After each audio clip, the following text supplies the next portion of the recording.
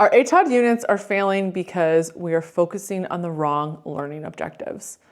So for so long, the learning objectives associated with our alcohol, tobacco, and other drugs units are all about the don'ts, right? Don't use illicit drugs, don't vape, don't underage drink, don't break the law, don't develop a substance use. That is the focus. Don't. But the problem with this approach is that all of this focus on the don't fails to acknowledge that students already have a relationship with ATOD, with substances. Now, by relationship, I'm not saying that they're actively using. Sure, some of them are, but what I mean is that they have a very real connection to different substances. They have thoughts about them, they have feelings, and they're actively making decisions about these different substances in their life. So if you think about in your own life, you have a relationship with substances as well. Think about something like alcohol. Whether or not I choose to drink alcohol, I have a relationship with it because it surrounds me. It's very present in my life and I have feelings and thoughts and I'm actively making decisions to engage or not engage. Whereas something like vaping, that does not ever come into my consciousness. And so I really don't have a relationship with it. But with our students, they actively have a relationship with these substances. These relationships are so tangible in our lives, in our students' lives, and our own lives. And the way that we are currently teaching ATOD completely fails to acknowledge this truth. So what I'm proposing is that our ATOD education is failing to change student behavior because it does not authentically connect to students' lives.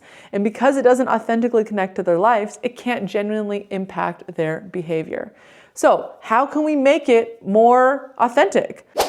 Well, let's start by acknowledging the reality that our students have a relationship with ATOD, and to be able to navigate these substances in their life, we need to acknowledge this relationship and we need to actually intentionally teach them how to nurture and navigate this relationship.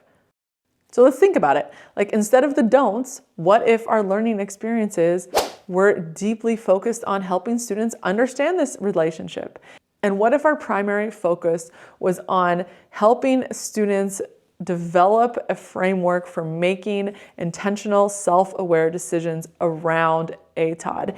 Now, I want to be clear, I'm not talking about the DECIDE model because that is outdated. I know I have it in some of my resources, but it's being removed. It's being removed and it's being replaced with something more authentic. So for the Project School Wellness ATOD curriculum, that more authentic tool is called the ARAT, the ATOD Relationship Assessment Tool. And I have a video going into it here, but I'll just briefly go over it here. This is a simple continuum. And on this continuum, students can just assess the relationship that they have with a substance. And they can just determine, hey, is it enriching my life or is it harming my life?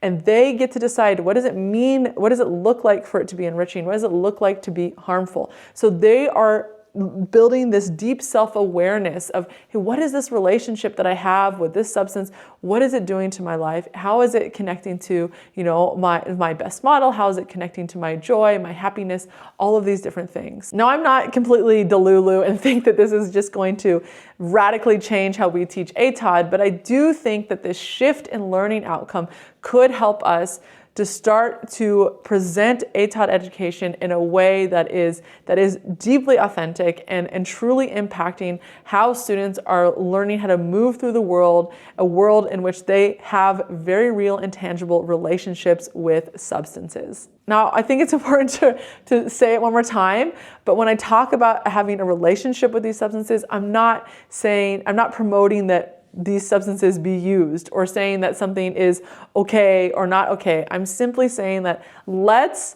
get more authentic. Let's recognize the reality that our students and that we have a relationship with these substances, and let's center our curriculum on that relationship and teaching or giving space for students to explore that relationship and really define how they can navigate that relationship in their life. But what do you think? What about in your classroom? What's working? What's not working? Drop it in the comments.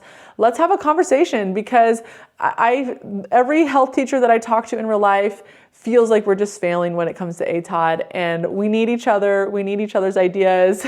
We need each other's support. So, click subscribe, share this video with a friend, and let's continue the conversation.